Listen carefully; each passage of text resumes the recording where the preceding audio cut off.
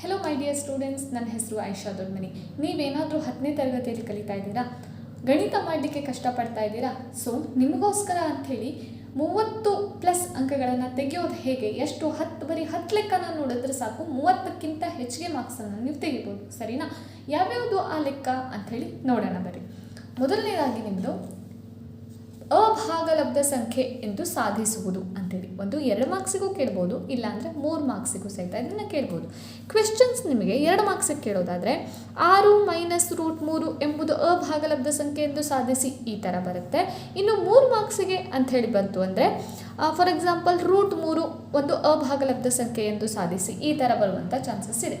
ಓಕೆನಾ? ಇದನ್ನು 2 ಅಥವಾ 3 ಮಾರ್ಕ್ಸಿಗೆ ಕೇಳುವಂಥದ್ದು. ಇನ್ನು ಎರಡನೇದು ಯಾವುದಪ್ಪ ಅಂತ ಕೇಳಿದ್ರೆ ವರ್ಜಿಸುವ ವಿಧಾನ. ಇದನ್ನು ಕಲ್ತಿರ್ತೀರಿ ಆಲ್ರೆಡಿ ನೀವು. 2 ಮಾರ್ಕ್ಸಿಗೆ ಡೆಫಿನೆಟ್ ಆಗಿ ಕೇಳುವಂಥದ್ದು. 2 ಸಮೀಕರಣಗಳನ್ನು ಕೊಟ್ಟಿರ್ತಾರೆ. ಆ ಸಮೀಕರಣಗಳನ್ನು ಸಾಲ್ವ್ ಮಾಡಿದ್ರೆ ಸಾಕು, ನಿಮಗೆ 2 ಮಾರ್ಕ್ಸ್ ಸಿಗುತ್ತೆ. ಇನ್ನು ಮೂರನೇದು ಯಾವುದಪ್ಪ ಅಂತ ಕೇಳಿದ್ರೆ ಶೋಧಕ ಕಂಡುಹಿಡಿಯುವಂಥದ್ದು. ಇದು ಸಹಿತ ನಿಮಗೆ 2 ಮಾರ್ಕ್ಸಿಗೆ ಕೊಡುವಂಥದ್ದು. ಶೋಧಕ ಅಂತಂದರೆ b² - 4ac ಅಂಥೇಳಿ ಫಾರ್ಮುಲಾ ಕೇಳಿದ್ದೀರಲ್ವ? ಇದೇ ಆ ಫಾರ್ಮುಲಾ. ಇದನ್ನು ಅಪ್ಲೈ ಮಾಡಿ ನೇಚರನ್ನು ಕಂಡು ಹಿಡಿದ್ರೆ ಸಾಕು, ಆವಾಗ ನಿಮಗೆ ಎಷ್ಟೇ ಸಿಗುತ್ತೆ? 2 ಮಾರ್ಕ್ಸು ಸಿಗುತ್ತೆ. ಓಕೆನಾ? ನೆಕ್ಸ್ಟು ಇರುವಂಥದ್ದು ಸಮಾಂತರ ಶ್ರೇಣಿಯ n ನೇ ಪದ ಅಥವಾ n ಪದಗಳ ಮೊತ್ತ ಕಂಡು ಹಿಡಿಯಿರಿ ಅಂಥೇಳಿ. ನೋಡ್ರಿ, ಇಲ್ಲಿ 2 ಥರದ ಕ್ವೆಶನ್ಸನ್ನು ನಿಮಗೆ ಕೊಡಬಹುದು. ಎಷ್ಟು ಥರದ್ದು ಹೇಳ್ರಿ? 2 ಥರದ ಪ್ರಶ್ನೆಗಳನ್ನು ನಿಮಗೆ ಕೊಡಬಹುದು. n ನೇ ಪದ ಕಂಡುಹಿಡಿಯೋದು ಅಂತಂದರೆ an ಅನ್ನು ಕಂಡುಹಿಡಿಯೋದು, n ಪದಗಳ ಮೊತ್ತ ಕಂಡುಹಿಡಿಯೋದು ಅಂತಂದರೆ SN ಅಂಥೇಳಿ ಬಂದಿದೆಯಲ್ಲ ಫಾರ್ಮುಲಾ. ಈ 2 ಫಾರ್ಮುಲಾನ ನೋಡಿ ಅರ್ಥ ಮಾಡಿಕೊಂಡ್ರೆ ಸಾಕು, ನಿಮ್ಗೆ ಎಷ್ಟು ಮಾರ್ಕ್ಸ್ ಸಿಗುತ್ತೆ? 2 ಮಾರ್ಕ್ಸ್ ಸಿಗುತ್ತೆ. ಓಕೆನಾ?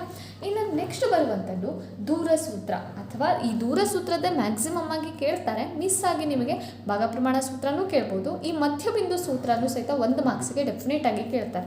ದೂರ ಸೂತ್ರ ಮತ್ತು ಮಧ್ಯಬಿಂದು ಸೂತ್ರ ಇದೆರಡೂ ನೋಡ್ಕೊಂಡ್ರೆ ನಿಮಗೆ 3 ಅಂಕಗಳು ಇಲ್ಲೇ ಸಿಗ್ತವೆ. ಓಕೆನಾ?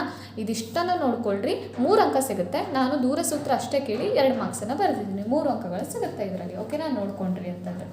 ಇನ್ನು ನೆಕ್ಸ್ಟ್ ಬರುವಂಥದ್ದು ತ್ರಿಕೋನಮಿತಿಯ ಪ್ರಶ್ನೆಗಳು. ಯಾವ ರೀತಿ ಪ್ರಶ್ನೆಗಳಪ್ಪ? ತ್ರಿಕೋನಮಿತಿ ಟಫ್ ಪ್ರಶ್ನೆ ನೋಡಿದ್ದೀವಿ ಯಾವತ್ತು, ಹೌದಾ? ಫಾರ್ ಎಕ್ಸಾಂಪಲ್ ಹೆಂಗೆ ಕೇಳಿರ್ತಾರೆ ಅಂತಂದರೆ ಈ ಥರ ಒಂದು ತ್ರಿಕೋನ ಕೊಟ್ಟು ಇಲ್ಲಿ ಒಂದು ಥೀಟಾ ಅಂತೇಳಿ ಕೊಟ್ಟಿರ್ತಾರೆ. ಇಲ್ಲಿ ನಿಮಗೆ ಎಕ್ಸಾಂಪಲ್ 24, 25, 7 ಅಂಥೇಳಿ ಏನಾದರೂ ನಿಮಗೆ ಕೊಟ್ಟಿದ್ದಿದ್ರೆ, ಓಕೆನಾ, ನೀವು ಸೈನ್ ಥೀಟಾನ ಕಂಡುಹಿಡೀರಿ, ಇಲ್ಲಾಂದರೆ ಕಾಸ್ ಥೀಟಾನ ಕಂಡುಹಿಡೀರಿ, ಈ ಥರ ಕೊಡ್ತಾರೆ. ಸೊ ಇಷ್ಟು ಸಿಂಪಲ್ ಕ್ವೆಶನ್ಸನ್ನು ಈಸಿಯಾಗಿ ನೀವು ಮಾಡ್ಬೋದು. ಸೊ ಇದನ್ನು ಕರೆಕ್ಟಾಗಿ ನೀವೇನು ಮಾಡಬೇಕು ನೋಡ್ಕೊಳ್ರಿ. ಓಕೆನಾ?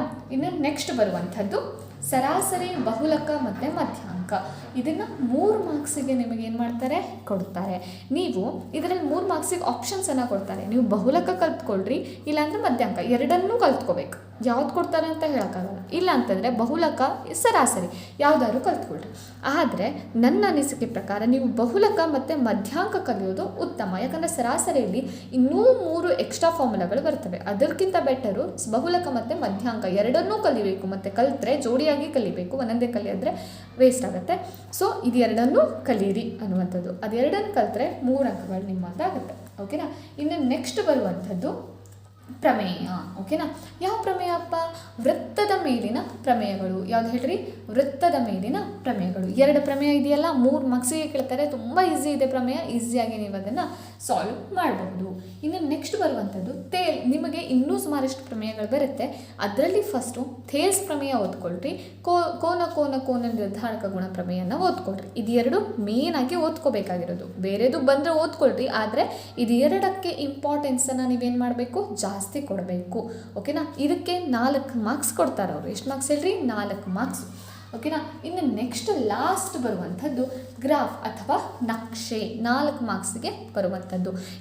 ಇದ್ರ ಮೇಲೆ ಸುಮಾರಷ್ಟು ವಿಡಿಯೋ ಮಾಡಿಟ್ಟಿದ್ದಿದೆ, ಒಂದ್ಸಲ ಹೋಗಿ ನೋಡ್ಕೊಳ್ರಿ. ಇಲ್ಲಿ ಏನೇನು ಹೇಳಿದ್ದೀನಲ್ಲ ಅದು ಎಲ್ಲದರ ಮೇಲೂ ವಿಡಿಯೋನ ಅಪ್ಲೋಡ್ ಮಾಡಿದ್ದೀನಿ. ನಾನು ಬೇಕಾದ್ರೆ ಅದರ ಲಿಂಕ್ಸನ್ನೆಲ್ಲ ಡಿಸ್ಕ್ರಿಪ್ಷನ್ ಬಾಕ್ಸಲ್ಲಿ ಹಾಕಿರ್ತೀನಿ. ಒಂದ್ಸಲ ಹೋಗಿ ನೋಡಿಕೊಂಡು ಇದಿಷ್ಟು ಕ್ವೆಶನ್ಸನ್ನು ಪರ್ಫೆಕ್ಟಾಗಿ ಮಾಡ್ಕೊಳ್ರಿ. ಈಸಿಯಾಗಿ ನೀವೇನು ಮಾಡ್ಬೋದು? 30+ ತೆಗಿಬಹುದು ಮಾರ್ಕ್ಸನ್ನು. ಓಕೆನಾ? ಒಂದೇದು ಯಾವುದು? ಅಭಾಗಲಬ್ಧ ಸಂಖ್ಯೆ ಎಂದು ಸಾಧಿಸುವುದು. ಸಾಧಿಸ್ಬೋದು. 2 ಅಥವಾ 3 ಮಾರ್ಕ್ಸಿಗೆ, 3 ಮಾರ್ಕ್ಸಿಗೆ ಕೊಟ್ಟರೆ 2 ಮಾರ್ಕ್ಸಿಗೆ ಕೊಡಲ್ಲ, 2 ಮಾರ್ಕ್ಸಿಗೆ ಕೊಟ್ಟರೆ 3 ಮಾರ್ಕ್ಸಿಗೆ ಕೊಡಲ್ಲ. ಓಕೆನಾ? ಈ ಥರ ಸಿಂಪಲ್ ಆಗಿದೆ. ಇದಿಷ್ಟು ಏನು ಹೇಳಿದ್ದೀನಲ್ಲ ಅದೆಲ್ಲ ತುಂಬ ಸಿಂಪಲ್ ಆಗಿದೆ. ಇದು ಎಲ್ಲದರ ಮೇಲೂ ವಿಡಿಯೋಗಳಿದ್ದಾವೆ. ನಾನು ಲಿಂಕನ್ನು ಡಿಸ್ಕ್ರಿಪ್ಷನ್ ಬಾಕ್ಸಲ್ಲಿ ಹಾಕಿರ್ತೀನಿ, ಒಂದ್ಸಲ ಹೋಗಿ ಚೆಕ್ ಮಾಡಿಕೊಡ್ರಿ. ಓಕೆನಾ?